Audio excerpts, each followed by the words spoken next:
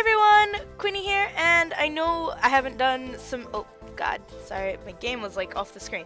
I know we haven't done Magical Diary in a while. Is that since this game is kind of like slower paced compared to Faust Albtrum and Life is Strange? I've decided this one I'm not going to be uploading as frequently since it's just like the kind of the same thing. I might eventually end up recording something else as well, but I'm not entirely sure. I just want to see if I can handle recording 3 games at once. If I can, then I'll definitely probably start recording something else. Maybe something not as long as Life is Strange and Faust Albtrum, even though I think I'm close to finishing that, which is why I want to start something new up. But I'm not entirely sure what. So yeah, but that's why this series is not going to be uploaded as frequently. Like, it's still going to be pretty frequent, but it's probably not going to be as frequent since it is kind of like the same repetitive stuff. And I don't know how long this game is necessarily. Like, I don't know when it ends. So yeah, I'm just going to go into the next week. I don't understand. Why are classes canceled on Friday? Because of the dark dance on Thursday night. A dance? But I don't have anything to wear, and I haven't asked anyone. Not that kind of dance. What is it then? I forgot I put the tiara on. On Halloween night, witches and wizards dance in the dark so the fairies can visit. It's a ceremonial thing. At home, we only do it for a few minutes, but because there's so many of us here, they make it into a big event at school. It goes on all night. So it's not really a romantic type of dance, but I guess you could bring a date if you wanted to. So, will you be going with Jacob? What? You like Jacob? No, where'd you get that idea? Well, he's always teasing you. So is Donald. That just means he's a jerk. Sorry. Whatever. So, what should I do this week? I'm gonna learn some white magic and hopefully not freaking fail. Red. Green.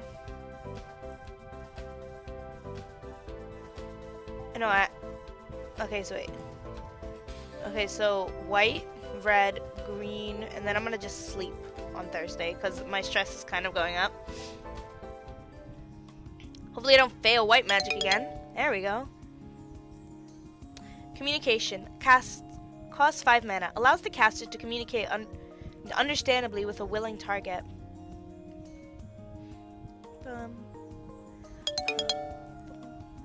Add heat to the caster's current square, raising the temperature slightly.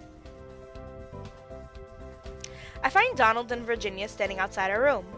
Don't you have something for me? Yeah, happy birthday, you goof. She hands him a box. Socks again? Yeah, but this time, the yellow. Well, thanks, I guess.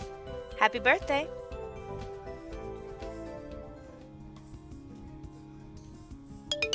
God damn. So, what do you think about the dance tomorrow? I don't know. I'm not sure how you would hold a dance in the dark. I wonder if there'll be punch. Are you going to ask anyone? Virginia said it wasn't that kind of dance. Yeah, but that means it's easier. It's not like a real date, so... What's that? There's something taped to the door of our room. Something pink and rectangular. Ellen takes it down and looks at it. Well, I guess you don't need to ask anyone. She hands me the envelope with my name on it. I take out the letter inside and begin to read. Dear Queenie, please don't throw this away. I know I deserve it. I've been terrible to you. What is this? I flick down to the end. Damien. Damien! After refusing to talk to me for a month, now he's sending me love letters? I keep reading. You deserve better. I should have told you what was going on. Please meet me tomorrow before the dark dance, and I will explain everything. So, who's it from? Damien. Oh. I'm gonna keep it. I folded up the letter and took it into my pocket. It's not a love letter. He says he wants to talk to me, that's all. Don't tell Virginia, okay? I want to find out what's going on. All right. Don't rat me out, Ellen. Do not rat me out, girlfriend. I swear to God, you gonna catch these hands you rat me out. Late in the evening, hours after dinner, the students are summoned to the dark dance. Even in the halls, the lights have been turned off, leaving only moonlight and the faint blue glow of magic to navigate by. Somewhere in the distance, the sound of drums forms an awakened heartbeat.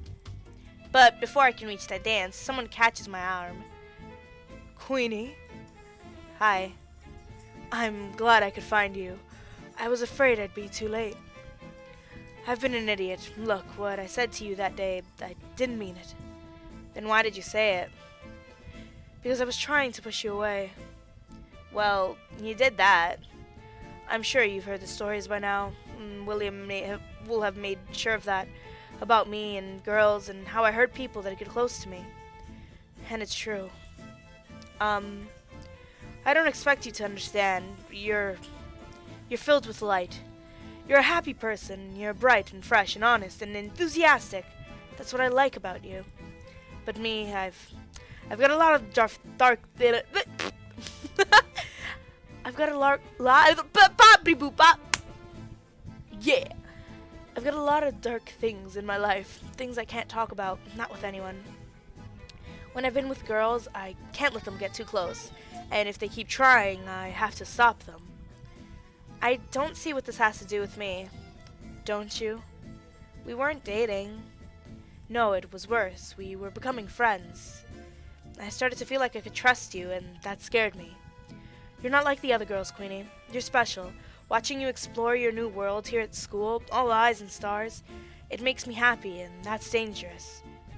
Why? He laughs. See? That's it. You're innocent. It's cute. I lied to you, and then I tried to stay away, but I missed you. Knowing that you thought I hated you, knowing that even when I sent you presents, you'd never imagine they were from me. You were the one that sent me the apple pie! The pie was from you? I don't usually attend things like the Apple Festival, where I have to hide what I am, but I thought you might be sad that you can go, so I brought you something. I hope you liked it. It was great, thanks. You're welcome. Anyway, I decided that I owed it to you to tell you the truth about what happened and to say that I'm sorry. I'd like to be friends again if we can be, if you can understand. Of course we can. I'm glad. Now, you've got a dance to get to. Enjoy your night, and I'll see you later. Oh, and whatever you do, don't peek at the spirits. With a wink, he walks away. When I walk into the darkened gym, my eyes are nearly useless, but my other senses are overwhelmed. Pine sap, evergreen, the scent thick and strong and sweet. The fragile crunch of dead leaves underfoot.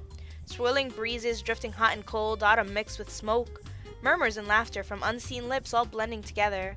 And under it all, music. Not as loud as it was at the junior high dance at my old school, where the only way to hear the tune was to stand outside the building. Just music all around me. Is this how wizards throw a party? I can't really see the people around me, but their presence registers through sound and shadow, dancing, and so I begin to dance as well. Not too fast. I have to focus on my surroundings so I don't wave my arms right into someone else, but it's fun. No one can see me, I can't see myself, and the music goes on, looping into and over itself without ever reaching an end, playing tricks with my sense of time. It feels magical. Are there really spirits dancing here with us? Oh, he told me not to peek at the spirits. I'll just have to take it on faith. Surrounded by friends and strangers, I dance the night away. I'm trusting him, and I'm not looking. Classes are canceled on Friday, so we get to sleep in and let out some stress. Oh, I could have just... I'm stupid. After lunch, we all come back to the room and relax. At least, Virginia and I do. Ellen sits at her desk and pulls a large book off the shelf, but lays it down, closed in front of her and sighs. What's up? Nothing, just the dance. Did Ellen have a date? Sorry, one sec. My chair is doing a thing. Oh God, no. Don't go down. Oh, that must have hurt your ears. I'm sorry. I hit my mic against the chair as I was trying to fix it. Sorry. Did Ellen have a date? The reaction is immediate. Whoa, I'm sorry. Are you okay? What happened? She scrubs at her face and sniffs, trying to push the wetness back into her eyes and failing. Nothing. That doesn't look like nothing. Nothing happened. Nothing ever will happen. He said, because of you. Wait, what, me? Because I'm your roommate, so it's like I'm his sister too. Sis, you like Donald? I smack her on the arm. No, you idiot, William. Oh! I thought he swore off girls after Angela. That butterfly singer who was so nasty? He went out with her? She's awful. That's why they broke up. Look, Helen, I'm not good at sensitive stuff, but I know my brother wouldn't want to hurt you. Didn't say he did. Well, I want to make you feel better. I'm fine. Virginia sighs. Ellen's obviously unhappy, but maybe she'll feel better if we talk about something else. So, what about you, Virginia? You still haven't told us who you like. Which boy is it that's better than Jacob? I don't like any boys. Any girls, then? No, I don't like anybody that way. Why not? Maybe I have high standards. There must be somebody that sparkles a little for you. Maybe you just don't realize it. That makes no sense at all. I bet the person you really like is...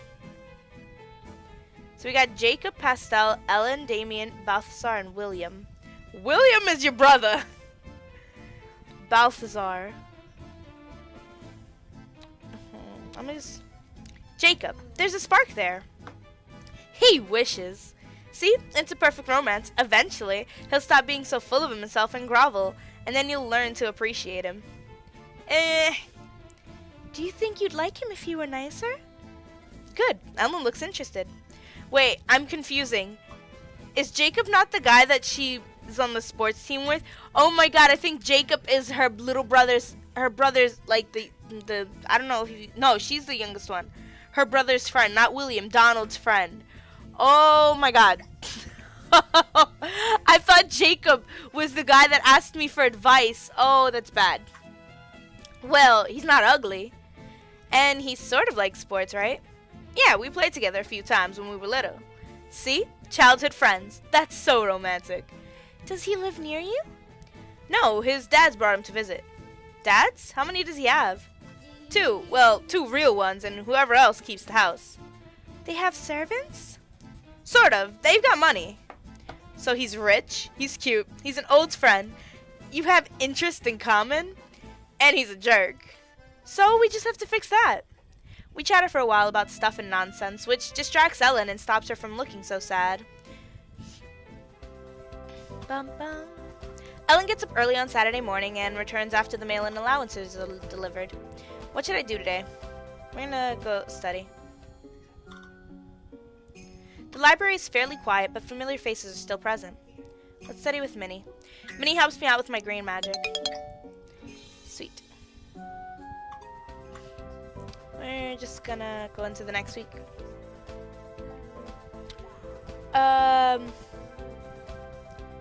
Red, blue, green, white.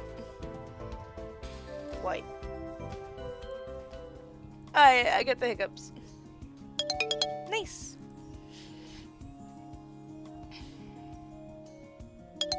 Nice. Nice. Nice. Oh yeah. Damien! Hello, Queenie. Did you enjoy your dinner? I suppose it was alright. Really? If you like your chili on the bland side. I thought so. There are many secrets here you probably haven't found yet, such as the best place to get a good meal. Would you like to come to dinner with me tomorrow off campus? At the mall food court? He chuckles. Near the mall, but not quite part of it. It's called the Glen, and it's magic only. The professors go there when they're too tired to travel, and visiting parents who want to take their student children somewhere nice. I thought parents weren't allowed to visit. Non-magical parents aren't supposed to visit. Oh. So, would you like to go? Alright, that sounds like fun. Great. I'll meet you tomorrow at the mall. He tilts his head in farewell, then walks away. Ellen gets up early on Saturday morning and returns after the mail and allowances are delivered. She has a letter in her hand. Ellen carefully works her fingers under the sealed envelope flap, opening it with a minimum of tearing, then unfolds the letter and begins to read. What? She drops back onto her bed with a thud and stares at the paper in her hands. What is it? It's nothing, just a change of plans. Apparently, I'm not going home for Thanksgiving. What? Because it's a long way for such a short break, so it's better for me to stay here. Is that what you want? That doesn't matter. Really, it doesn't. It's not my own decision. I can't go home on my own. They don't want me there. Well, we want you here, don't we, Queenie? Yeah. Come on, we should all do something together today. I can't. I promised someone I'd meet them at the mall today. I have to go. Someone? Damien. You, what? You ditch Ellen to go on a date with a demon? Virginia, it's okay. I'm okay. I don't need her to stay. He's a monster. You don't even know him. He treated you like dirt, like he always does. It's because of people like you that he has trouble trusting anyone. Please, stop yelling. Don't tell me you want her to go out with him. It's not a date. He just wanted to show me a magical restaurant to be nice. He's taking you to the Glen and you don't think it's a date? Hello, he's evil. He's a jerk and a cheater, and you shouldn't go anywhere near him. Why are other girls so stupid about boys? You can't tell someone who they're allowed to be friends with. Fine, whatever. Go on then, shoot. I guess I'd better go. Whatever, Virginia. I didn't see Damien in the shuttle van on the way over. I'm not sure if he's here somewhere already or if he's coming until later. Since we're supposed to be having dinner, we won't be meeting for a couple of hours, so he has plenty of time. I've never seen him here. Actually, I don't see absolutely everyone in the mall. But, of course, he's sort of hard to miss. But can he go to a place like this looking like he does? He said when he went to the Apple Festival, he had to disguise himself. If he's wearing an illusion, he could be right here and I'd never know. He could be anyone, a little boy, an old man, or a woman in a suit.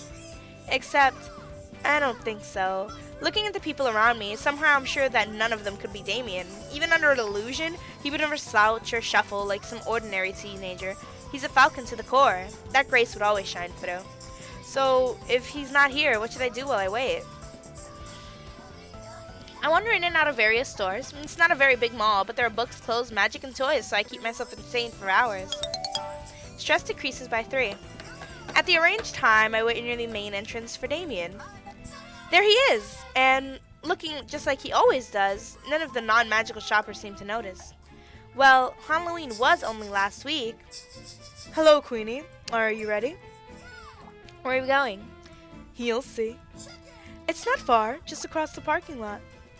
I didn't see any restaurant there. It's hidden, of course. The easiest way to find it is to go with someone who's been before. Shall we? He offers me his arm with minor hesitation, and I lay my hand on it. It's slightly embarrassing for a friendly outing, but I do need him to guide me. And so, together we leave the mall. When we reach the restaurant, I stop and stare. Not quite what you were expecting. It looks so normal. After passing the invisibility barriers, oh my god, my nose itches. Invisibility barriers, I was ready for anything, but this place could be any number of restaurants I've eaten at with my parents. The only obvious difference is the customers. Damien isn't the only one here with wings. There's a little figure at one of the tables who looks like a cross between a bird and a goblin. And across the way, I see Jacob sitting with 2 older men, one of whose hair is apparently on fire. It is simpler to rely on standard suppliers and build something in keeping with the world. They save their energy for the food. In the other world, there are no limits. You can eat off floating platters in a crystal palace. What is the other world? No one has told you about that yet? Think of it like fairyland. It's another world next to this one, where magic runs more strongly. It is wonderful, but it has its dangers. That's where magical creatures come from. Elves, dragons, all the sources of myths and legends. And you? We should talk about that later. Sorry, I didn't mean to be rude. No, I want to tell you, but I think we should order first. We sit at a booth, and I look around for a menu without seeing one. Then, Damien takes a narrow cylinder from a vase on the center of the table and unrolls it, and hands it to me, a scroll. I look over the listings, but I have no idea what most of them are. They're not even all in the same language, as far as I can tell. Sorry if you hear my little cousin in the background. She's excited. Would you like me to order for you? I don't want to eat anything I don't recognize. What if it turns out to be baby snails? And every restaurant has grilled cheese in the back for children, right? That is still America. The waiter doesn't seem at all bothered by my order, but Damien grins. Are you laughing at me? No, it's my fault. I should have known you wouldn't be familiar with the range of magical cuisine. And since they often have otherworld guests here looking for a taste of the mortal world, he hands me another menu scroll. This one includes corned beef sandwiches, hot dogs, pizza, and grilled cheese. It's not a problem. It's a bit of a waste, maybe since you can eat that sort of food whenever you want, but that's alright. I guess I just panicked. Don't worry. You can have a taste of mine if you'd like. A few minutes later, the appetizers arrive. Nothing for me, but for Damien, what looks like a nest made out of dandelion leaves, containing 4 tiny eggs, each cell covered with a brown spiderweb pattern. He picks one up and elegantly places it, whole, in his mouth, chews and swallows. Would you like one?